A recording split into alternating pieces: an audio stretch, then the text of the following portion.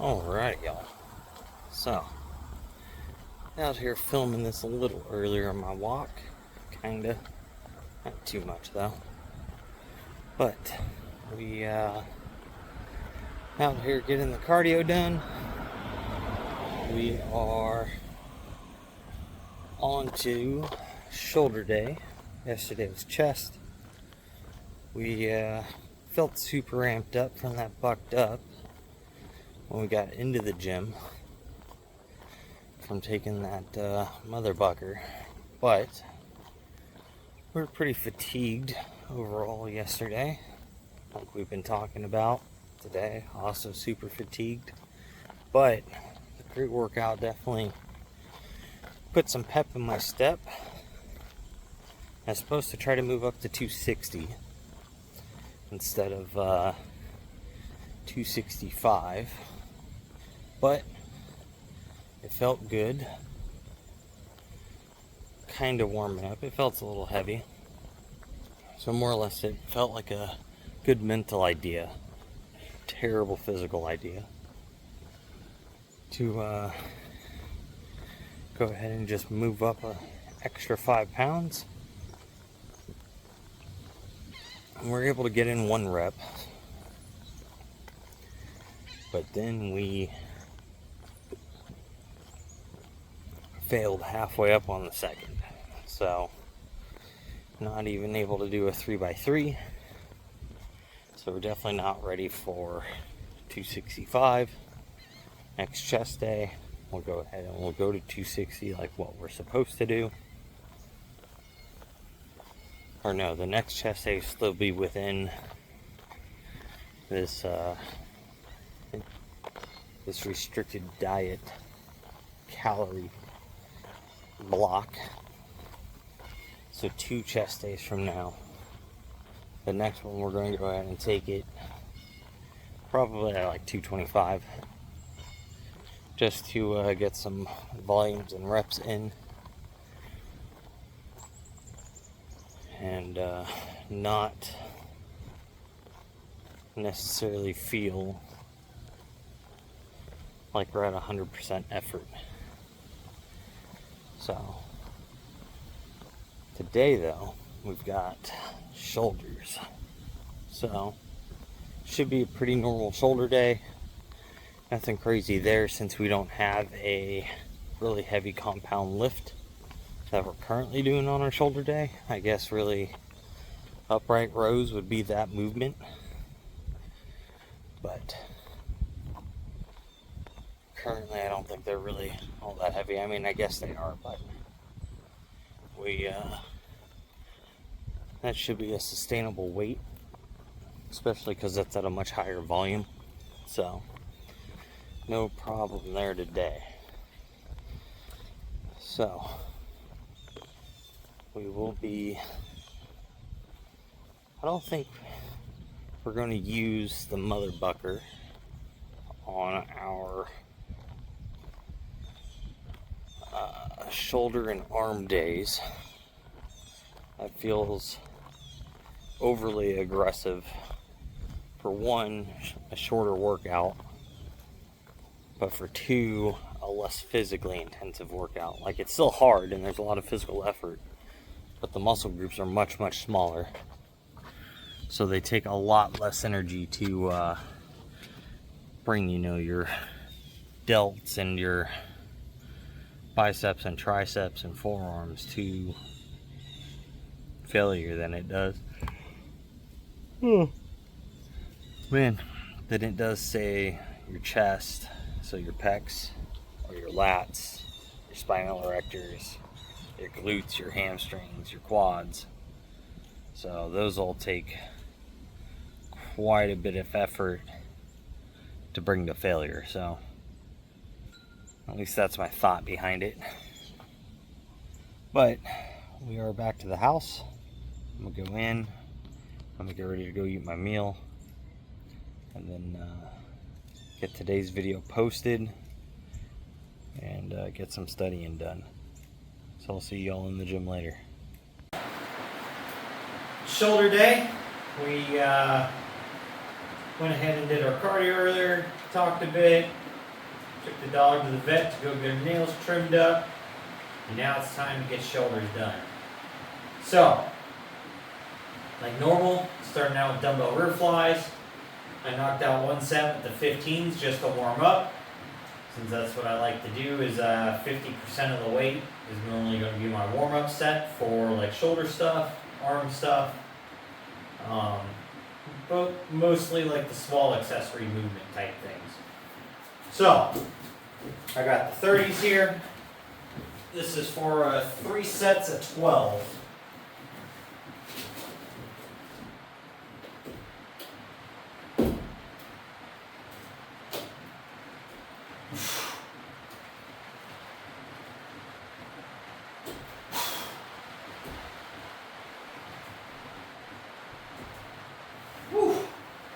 Boy, oh boy. Those feel actually pretty good. I'm surprised. I was expecting them to feel a lot heavier today since everything else has just been feeling so heavy. So, but not too bad. Again, weights are kind of low. The shoulders are small muscle groups. So it's not like trying to lift a whole bunch of weight for a big compound movement. So there is a big benefit to that on shoulder days and arm days, like we were kind of talking about earlier. So you're not going to hit that big fatigue and strength drop off as fast, or if at all, inside of the small accessory movements. So it is a plus when you're trying to cut and drop just body fat and being super restricted calorically, to do more accessory movements with more machines, more cable stuff, and a higher volume that's just going to be a lot lighter. Because you'll actually be able to get through the movements and get through your whole routine and program. So, but I've got 2 more sets of these, and then I'll go ahead and bring you guys back for my next movement. Alrighty y'all, so finished up dumbbell rear flies. Now we're going to go into a cable rear fly. Slight decline is the way I like to do this. So starting out high and then around mid-chest, lower chest area. That's where I get the best rear squeeze in my rear delt. So let's go ahead and get these things going.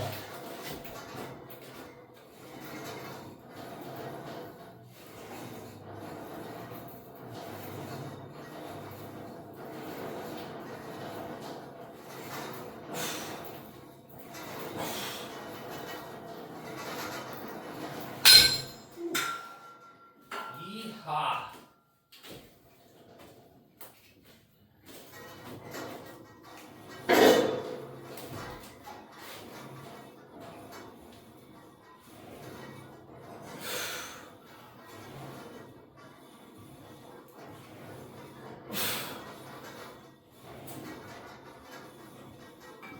Oh. Ooh. Woo. Boy, oh boy. Those, brutal. 10 reps at 30 pounds on the cables, way harder than 12 reps with dumbbells. And that's mostly because it's loaded part from here to here. There's not a lot of load with the dumbbells, and it just gradually gets harder. But with the cables, you got 30 pounds instantly. So it is a lot harder of a movement on the cable. So you can do just about every dumbbell exercise with a cable variation, and you will notice how much harder any cable movement is going to be. So if you're kind of bored of your routine with whatever dumbbell movements you're doing, throw in a cable variation and you will instantly realize how much harder it is. So I'm going to knock out my next 2 sets of these, and then I'll bring you guys back for face pulls. Alright, so our next rear delt movement, which is also our 3rd and final one, good old face pulls. So we do these a little bit low, come in high, and it just puts a little extra strain onto the rear delt inside of this position for me without having a bunch of traps and come into play here.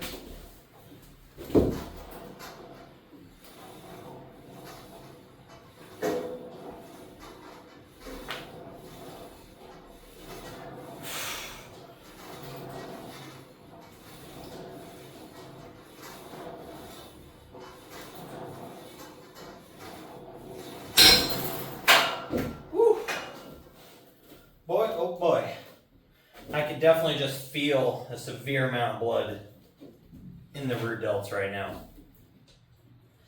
It is always nice to get like a good shoulder pump, but like a pump in a smaller muscle group just always feels very different than like when your chest is pumped up or something. Like your chest gets pumped up and you get like tight and just like solid feeling. When like the delts get pumped up, like it makes you feel like big and like explosive in a way. It's super weird.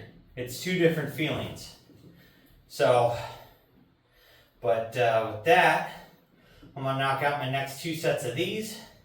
Then we're gonna go ahead and move on to side delts. Right, so we're done with face pulls. So that finishes up our rear delts. That's 3 exercises at 3 sets, and they feel pretty toast. So now we're going to go ahead and move on to lateral delts, doing leaning cable side raises, and then we'll go from here.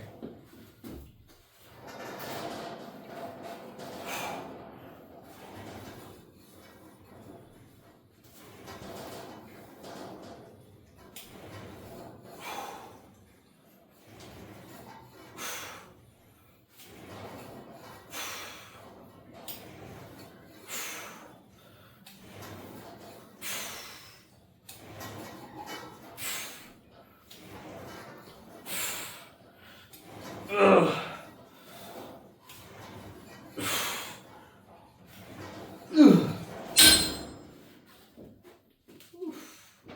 Boy, oh boy.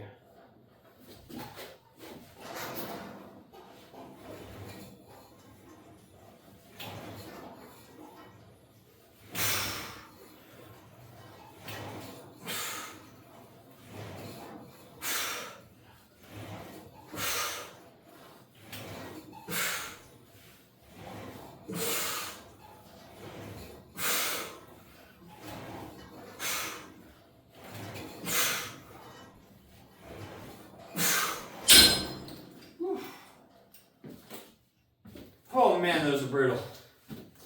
So, we're gonna knock out 2 more sets of these, and then we'll go ahead and we'll move on to upright rows. So, when I go to switch over, bring you guys on back. We're gonna move on to upright rows. This will be the last move we do today. We're going to skip our front raise movement that we normally do. Our front delts are pretty sore from benching yesterday. Failing the 265 definitely, recruited a lot more front delt than what I would have liked to do as I was failing and setting the bar back down. So it obviously kind of taxes the front delt some when that happens. It is what it is. But we're just going to let them recover a little bit. They're not like strained or anything, but I can they were just sore. Like it felt like I did front delts yesterday and all I did was chest. So, but that, I hope the rain's not too loud, but I'm sure it is on this plastic roof. So, but we got our 3 sets of 8 of upright rows we're going to do right now at 115 pounds. So let's get these things rocking.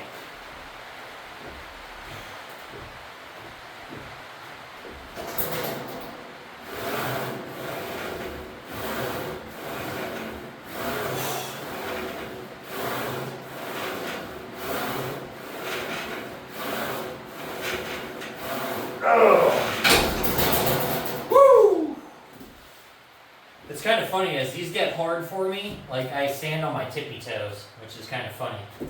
But boy, oh boy, most of the time I feel like I get a better tension and more load and stimulus from doing just upright rows than I do doing like an overhead press variation. Which is funny, because I mean like it's loading the lower part, that stretched position a lot more, but I'm not getting that full range of motion. So, like where upright rows kind of end, that's kind of like where for the most part your overhead press starts. So, it